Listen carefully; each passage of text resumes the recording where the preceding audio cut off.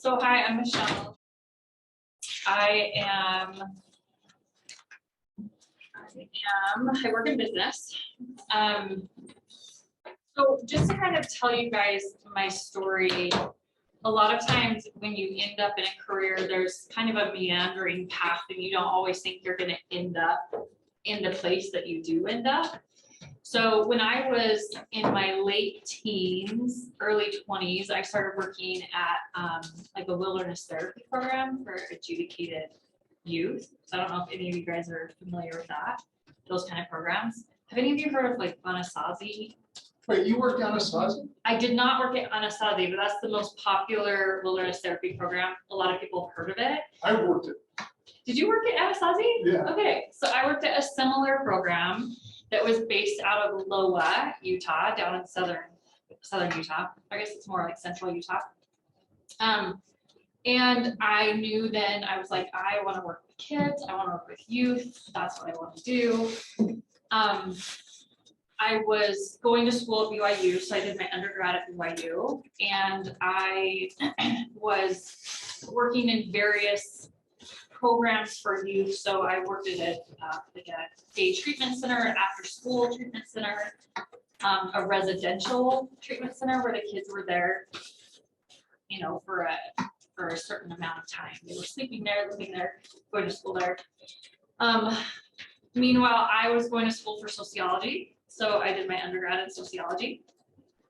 And then while I was at BYU, I started working at the Boys and Girls Club of America, which I'm sure a lot of you have heard of. And I loved it. I loved working with youth. That's what I wanted to do. So as I got close to graduation, I thought in my mind, I want to work in nonprofits. I want to get a business degree so that I can work in nonprofits.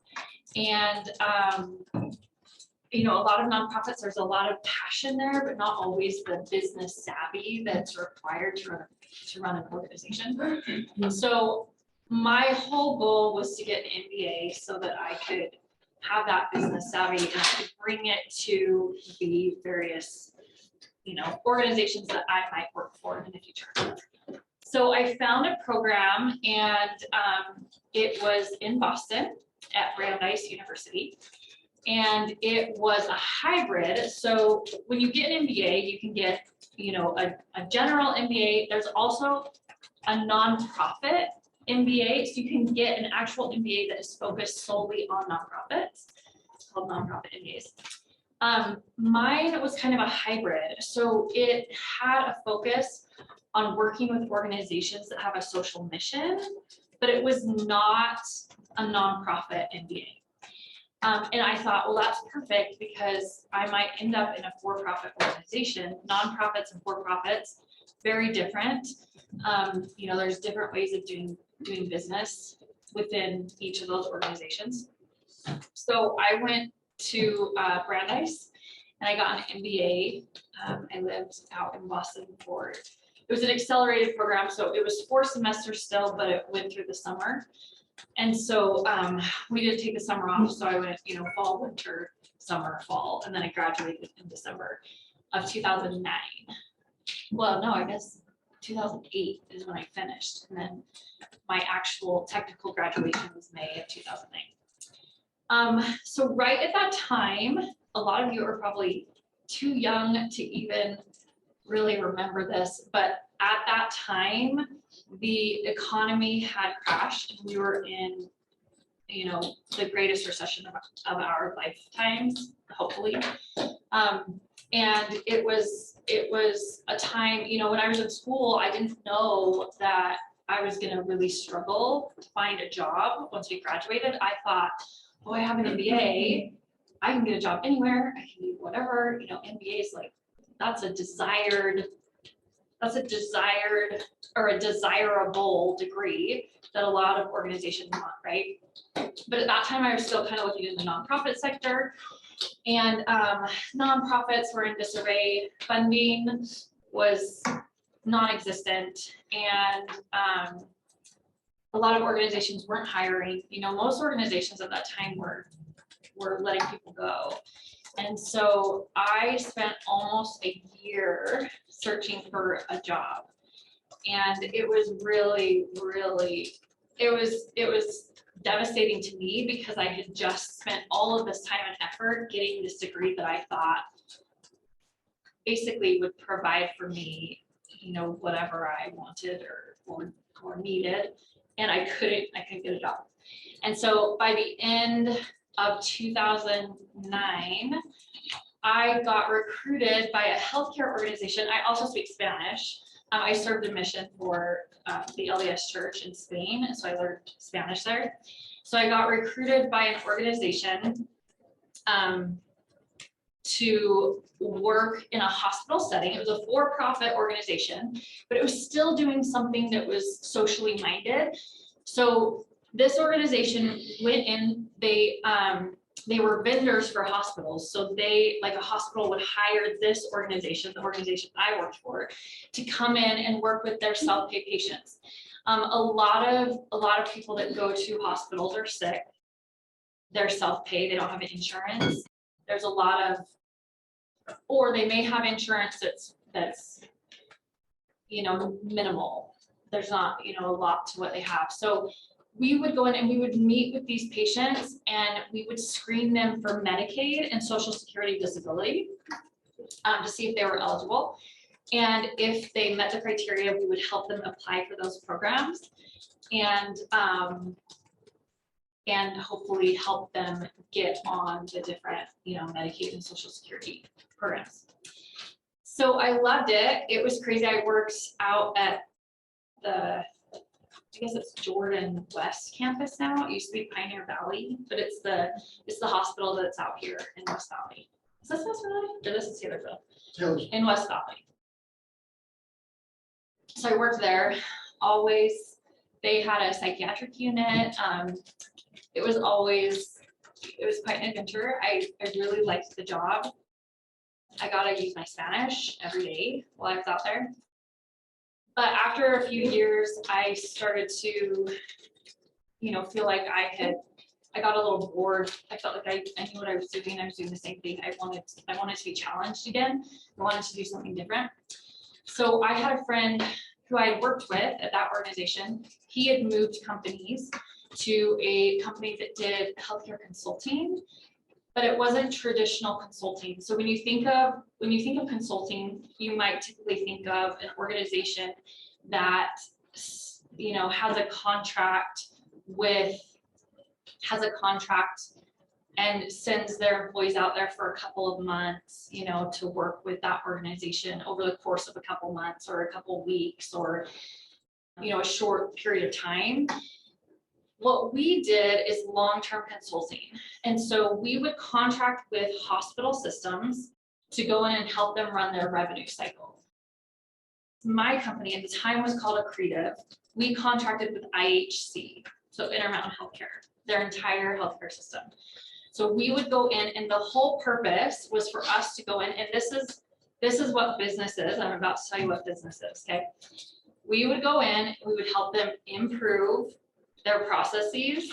We would help them cut costs. We would help them increase revenue.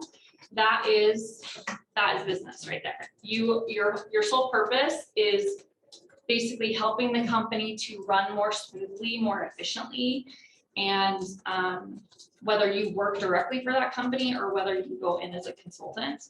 And so we came in and at that time, because it was a nonprofit, they didn't have a lot of processes in place to track metrics and to make sure things were going well or to know how to improve something, and that was our job. So we would work directly with the directors and the managers and, you know, all the leadership to help them improve their processes, to help them cut costs, to help them increase revenue, and to fix any inefficiencies that might be happening in the organization. So at that point in my career, I think it's when it really shifted from I'm going to work in the social services sector to I'm full blown working in business, and there's no turning back. I mean, there is always turning back, but that, did you have a question? Yeah. Oh. So are you acting as a consultant in this? So you're going in hands-on in the business, going through Yep. everything? Okay. Yeah, so it's long-term consulting. So it was more like partnership. Okay. In this case, so we were partnering with them. We would meet regularly with the leadership. So the managers, we tracked all the metrics, we created all the dashboards that they didn't have. We created productivity models. We did a lot of things that they were not doing on their own in an effort to help them just improve their overall business. Okay. So, Yeah. yeah. And then it was long-term because you with business, you're never done. You don't ever arrive. You have to continue. I mean, every day there's going to be things that come up. There's going to be issues that arise. There's going to be situations that need to be corrected, things that go wrong, and then you've got to figure out how to improve it, how to change it. And that's kind of just part of the process. So I did that for a number of years and I worked in various departments while I was there. I was there for almost 5 years. And then I transitioned over to Lakeview Hospital, which is in Bountiful. I don't know if you guys are familiar with Bountiful. I live in Bountiful. Oh, you live in Bountiful? Okay. Yeah, so I started working at Lakeview Hospital. We And live around the corner. oh, do you? Yeah, it's a great hospital. I love it. But I was a patient access director there. So I was over the registration. So whenever you go into a hospital, you get registered, right? So I was over the registration department. And I was over the financial counseling. And then I was over the PBX, which was like the phone, what's that person called? Operators. Operators, thank you. I was over the operators. So I did that. That job was probably the most stressful job I have ever had in my life. It was really, really hard, really steep learning curve. And it was also just nonstop. It was, there was just constant work that was always looming. And We were there when they renovated it. I When they was, remodeled it, weren't you at Lakeview? no, they remodeled it before I was there. Before 2008. Oh, so I was at Lakeview just like a few years ago. Oh, yeah, it remodeled around 2009. Oh, that's when you graduated from college. Yes, yeah, no, they remodeled. I know they took out some walls and they had to put in like some fireproof. They just added a bunch of more rooms to the emergency room. Yeah, that was before my time, luckily. Yeah, Yeah, that was crazy.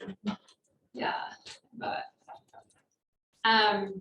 so then I was doing that, and then at that point, I felt like I needed a little bit of work-life balance, and so there was a job that came available, the director of operations position that I'm in currently, and it's at an insurance company called Direct Care Administrators, and so in healthcare, there's the provider side, which is like the clinical side.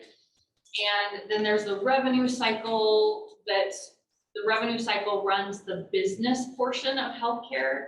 So, pays all the claims for the providers, makes sure everything is paid, all of those things. And then there's the insurance side.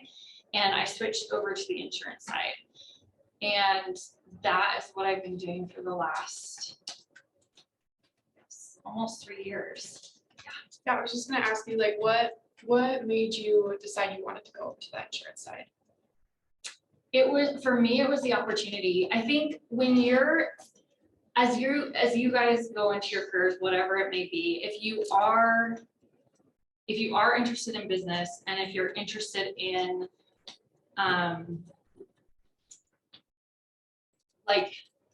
if you're interested in climbing the corporate ladder, you will find that you'll have to shift around and move to different areas. You can stay in a company for a long time, but you're more likely you can move up faster if you are willing to move companies and move. And this is in the same industry, but it's it's quite different. It's a different side of things, but if you're willing to make those changes, you can move up quicker and you can have more success. So for me, it was really about the opportunity to learn more and to have more success. So what made you like learn like business, or yeah, like what made you like decide that that was good for you? Business. Business, you know, I think it came naturally to me. It wasn't something that I ever anticipated that I would do. The truth is that business is everywhere. So if you can build a career in business, every single industry has business. Every industry needs people who understand business, right? And I was kind of looking up. So what I would say is business professionals conduct a wide variety of job activities to boost sales and revenues, improve cash flows, improve operations, and increase an organization's profitability. That is every industry, everywhere you go. So really, if you go into business, the world is your oyster, right? Because you can go into any industry and essentially you do have to learn about that industry. You need to know and understand. But business is really about making sure the organization is running smoothly and making sure that the organization is efficient and effective. So if you can be detail oriented, and I think that's one of the things for me is it came naturally to me because I am very detail oriented. And it was something that I could hone in on maybe what was going wrong in a situation, what could be improved, what could, be done differently or better. And so, yeah, it's just something, it's everywhere. It's really easy to get involved in. And so I would say this, if you can go on and if you can move up in business, because most of you will end up doing some kind of job that is in the business, could be considered business. But there's a lot of success to be had if you can move up. And the way you move up is by showing that you are detail oriented and organized and that you get your work done. All right. So yeah, like you said something about you learned Spanish and you were talking with people like in Spanish every day, right? Yeah. Like, can we know who was that people? So it was patients. At that time, I was working at a hospital and I was helping uninsured and underinsured patients apply for Medicaid and Social Security disability. And so if a patient came in who didn't have insurance, then I would go and talk to them to see if they were eligible for Medicaid. And so a lot of the patients out in West Valley were Spanish speakers. And so at that time, that's why I spoke Spanish. It's not necessarily because of the business side of things. If you were doing international business and working with a company, in South America or Mexico or whatever, you probably speak more Spanish. Yeah. I don't speak Spanish regularly now. In fact, ever. I feel like I'm losing my Spanish. But at that time, there were a lot of patients that I was working with who spoke Spanish. All right. So yeah, how did you learn Spanish? So I lived in Spain for a year and a half. So I lived in a country that. Like which city though? So I was in Barcelona. Well, I was in a number of different cities. It was an LDS mission. And so I don't know if you guys know anything about LDS missions, but you kind of move around a lot. Yeah.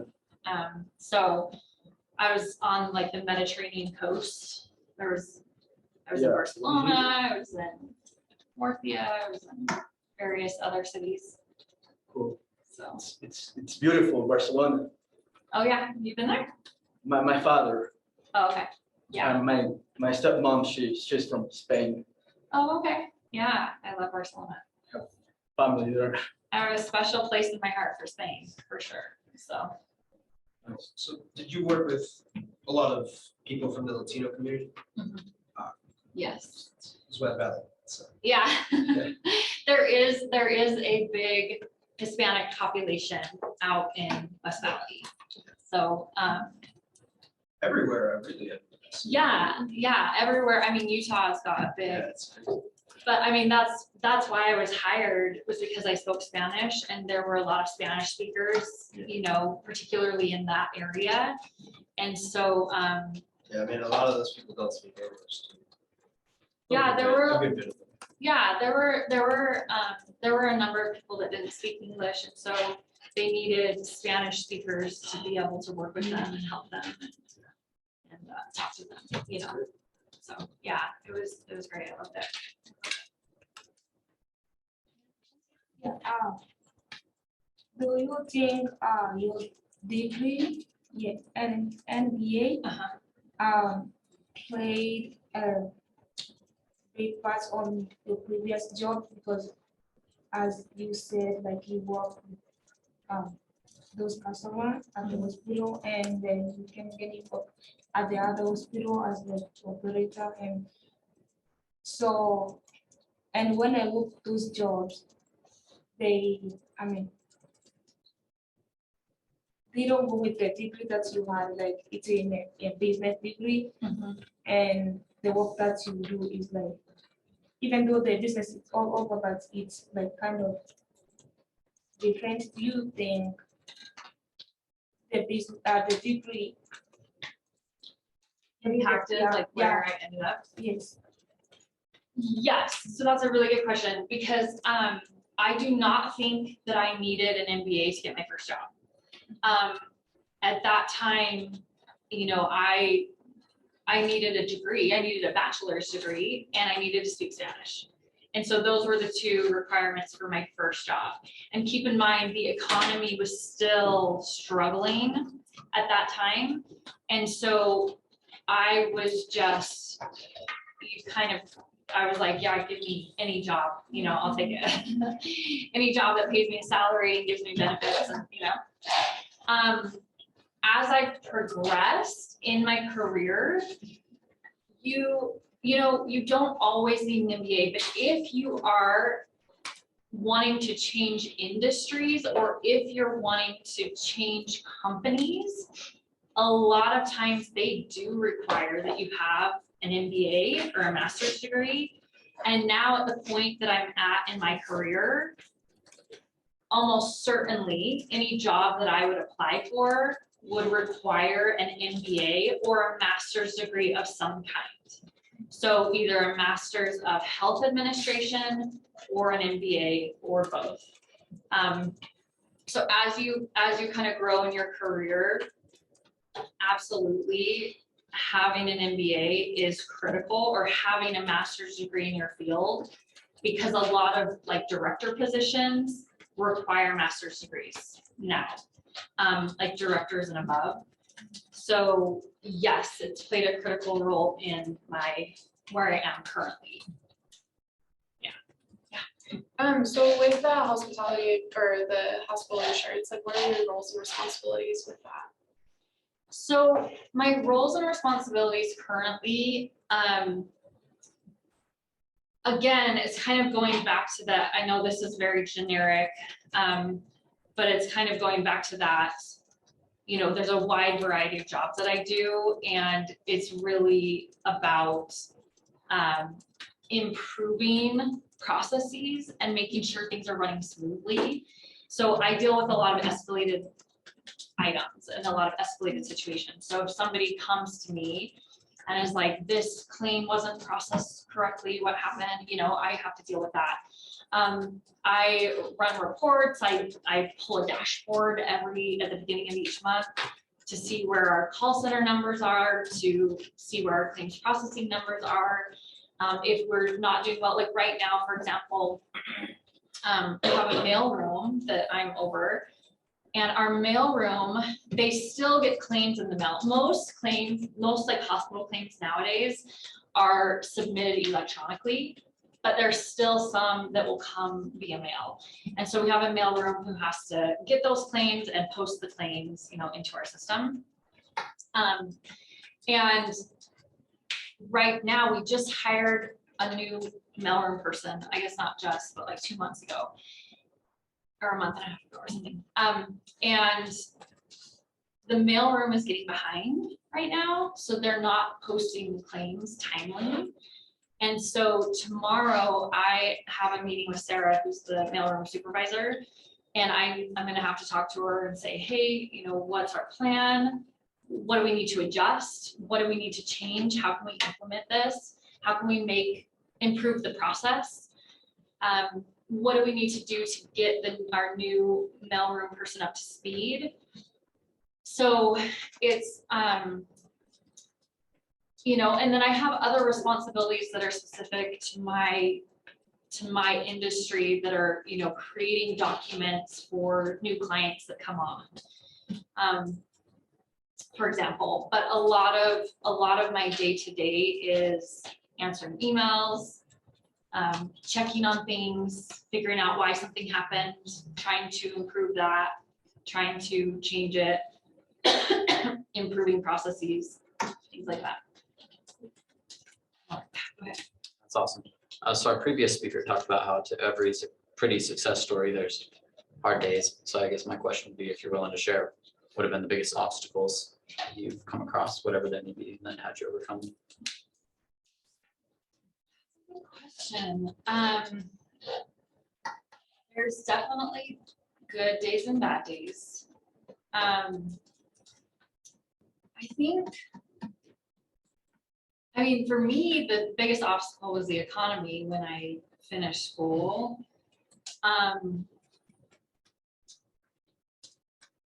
What did you do for that year? How did you? Oh, I was Survive. working like hourly jobs. It was terrible. There was a lady that I took this class last semester. Not that an hourly job is terrible, but when you have an MBA and Right. you're expecting to go into the professional world, and then you're working for like $8 an hour at Yeah. the Boys and Girls Club, Yes. it's demoralizing. This lady, she works for, she's the lawyer for Larry H. Miller. Well, Yeah. I guess Gail Miller now, but she graduated in 2008 as a lawyer with thousands of Yes, debt. and that's the job. thing. She couldn't So find much a student job. debt. Yeah, she took her a while too.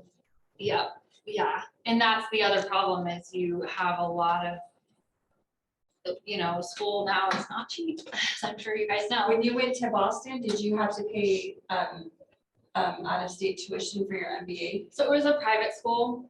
Oh. So with private schools, they don't have like Oh, yeah. resident, Like non-resident, BYU? right? Oh, cool. Yeah, Although- They're just expensive. they're just, they're just like non-resident fees anyway. So no, it was a private school, so it was pricey, but I bet now it's probably like double Mhm. from what I paid at the time. Yeah, I lost my job in the recession too. Yeah, it was a tough time for a lot of people. It was hard. So yeah, I don't feel like I'm answering your question very well, but I honestly can't think of, you know, there's obstacles. So for example, my first job, I would say I was trying to get out of that. And it took me probably 2 years to find a job that was right for me and like a good fit. And so sometimes obstacles come along like that where it's not super easy to just move jobs. Like sometimes it is, and then sometimes it can take years, you know? So when you are wanting to move up and change things, there can be obstacles in the way of,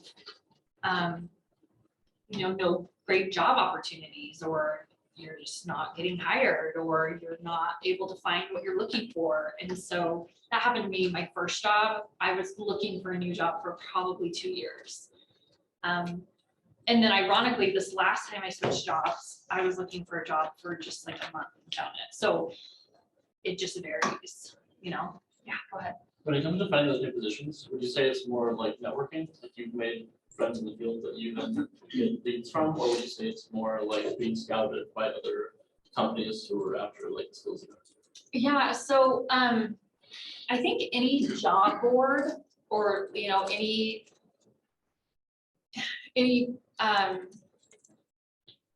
any recruiter would tell you that they primarily find people through their other employees. So there's definitely networking. That being said, I have gotten a couple of my jobs just from cold applying. So you can get jobs through just cold applying. But I have also gotten a couple of my jobs through connections that I've had. So literally, I think the first job I was recruited to, the two after that were connections.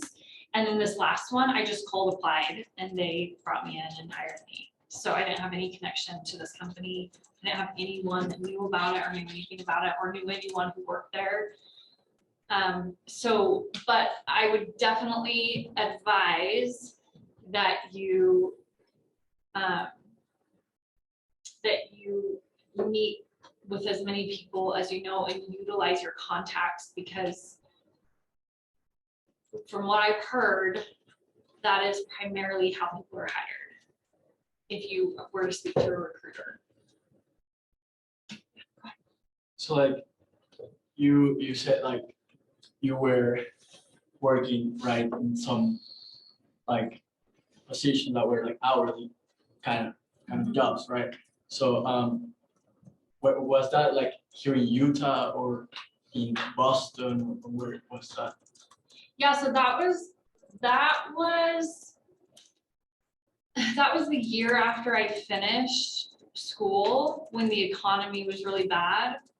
I was working at like 2 part-time jobs that were paying me hourly, just because there weren't really any jobs available at that time.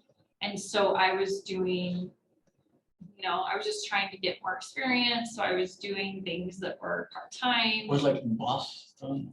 That was here. So I had moved back after I finished school in Boston. I had moved back to Salt Lake.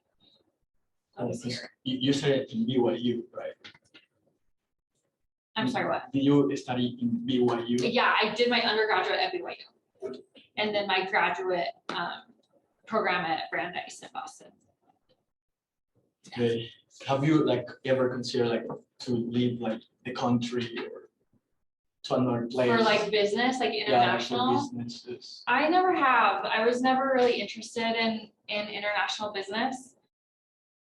That being said, if somebody came to me and was like, "Would you like to come work in Puerto Rico or somewhere tropical?" Yeah. I might go. But I mean, healthcare is my specialty, and healthcare in the U.S. is very, very different than healthcare in any other country. So most likely I would not be recruited to work in a healthcare system outside of the United States. Our system is very unique and is not a common system anywhere else. It's like what's complicated would be for you to leave to another place. Yeah, for sure. What's a book you recommend? A book I recommend? How to Influence and Influence People. Have you guys read that book? I've read that book. Anyone? I have. Yeah, so it's really good. Did you like it? What do you think? It was like, It's been about 10 years since I read it, but it was definitely one of those books that I remember. yeah. So it's considered probably the first like business book. It was written in the 1930s. What was the name? How to Win Friends and Influence People. How to Win Friends and Influence People.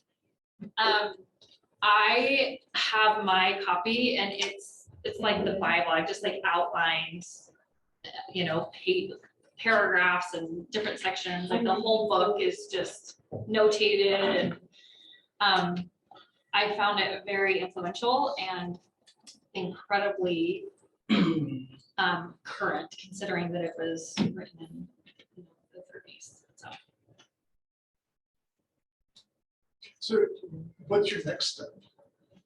That's my next step. Yeah. Okay, I can't tell you that because that'll ruin the presentation.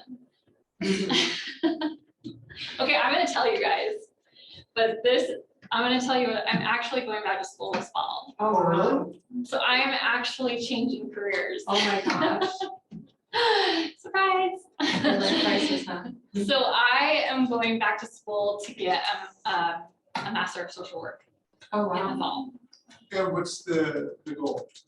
So I want to work in social work. Like as a therapist or? Not necessarily. I don't want to do therapy all day. I don't know yet. Like when you asked me, I don't know your name, Antonio. Antonio, when you asked me if I had thought about working internationally with business, no, with social work, yes. So I've thought I would like to do potentially international social work. But I think for me, business has been business is critical. I will say that. It is in every industry. It is so important for you in your careers and in your jobs. For me, I want to move into something else.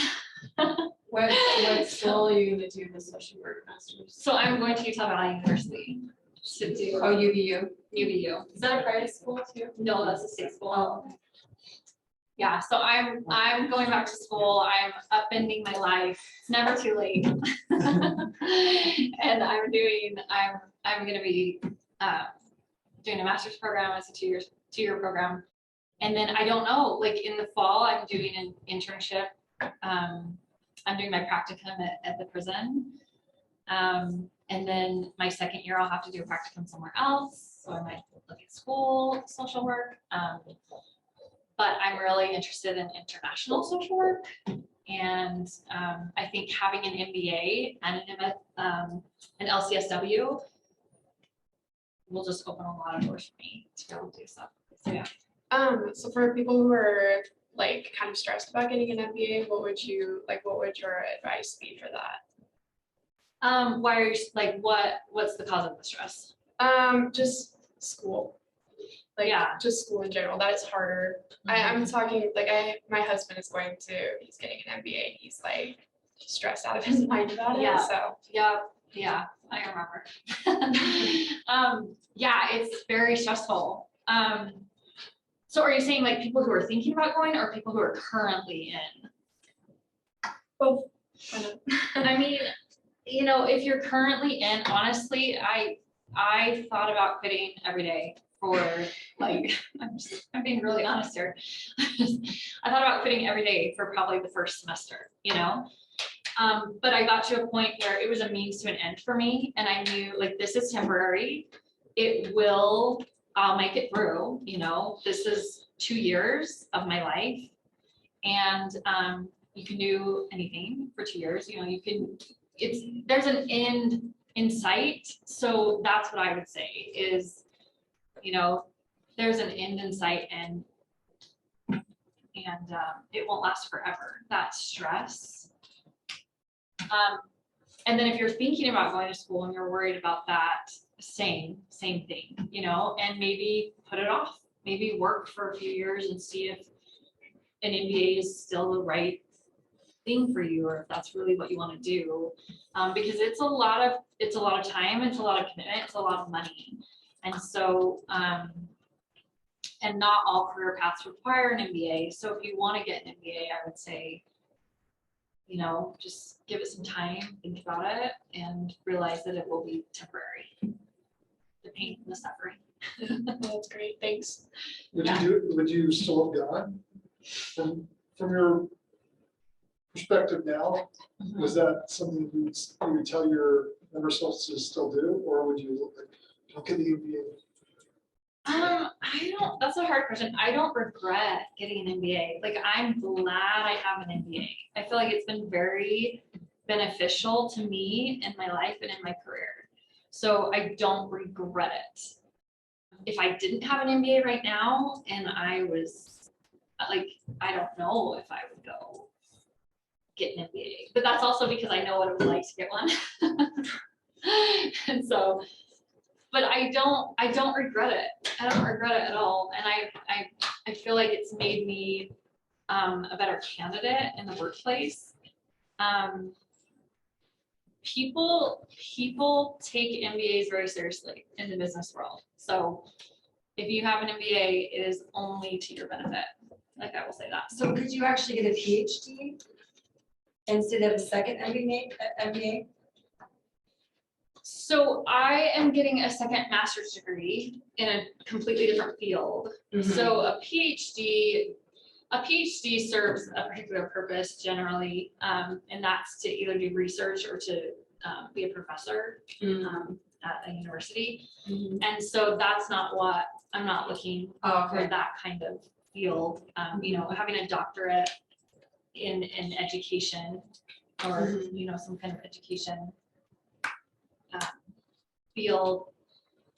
That's just that. I mean, getting a PhD is a completely different career in and of itself. So. So, what motivated you to do another degree? Is it because you feel like you haven't arrived yet in your career? Or like it's just because you are maybe tired with what you are doing and every day you want like do something different, or like just because you want to have more degree? I feel like I'm like turning your students against No. business. No, you're doing great. So for me, it's because what I initially wanted to do was work directly with people in the social services. That's what I thought I would do. And then I got into the business world. I was good at it. And so I moved up. But over the last few years, I have felt that it's not something that makes me happy anymore. That being said, a lot of people love it and thrive and do great. But for me, I wanted to get back into the social services and working directly with people in a social aspect. So going back to school for me, and this is what I would tell you guys because I'm 40 and I am going back to school at this time, and I'm doing a complete career change. It's never too late. So, you know, I have an MBA, which is going to serve me also in the social services field because there's business there. There's business everywhere. But I wanted to change. I am not as happy with what I've been doing lately, and I want to move into an area where I can make a bigger difference in, you know, the social services. So that means you go with what they say, like do what you love or what you like the most and not what you are like good at.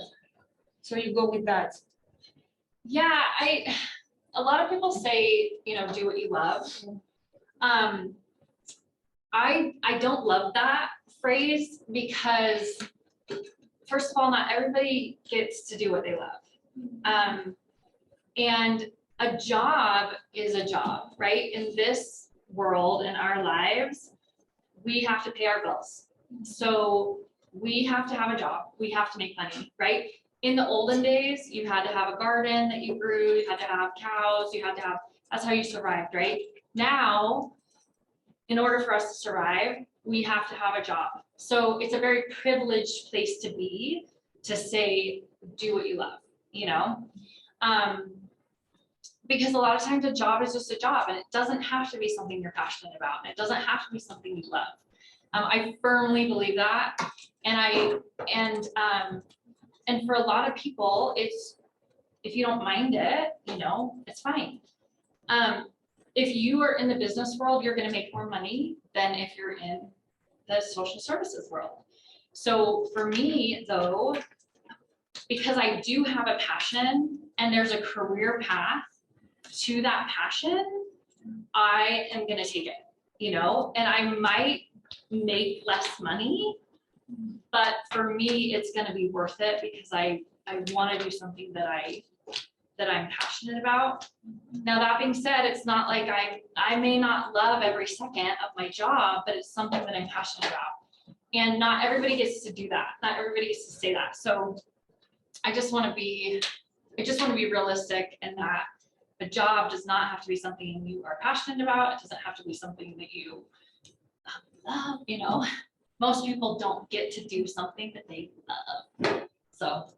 So are you doing something, well, with your career change, you want to do something that's more in accordance with like your moral compass, essentially? Because I mean, I know business, like, it's different than social work, obviously. Yeah. Business is all about money, right?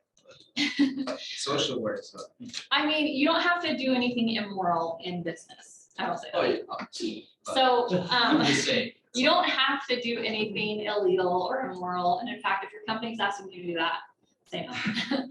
But for me, it's just about Like your personal goals. my personal goals and like just what I'm passionate about. You know, I started off when I was working at that wilderness therapy program as a teenager.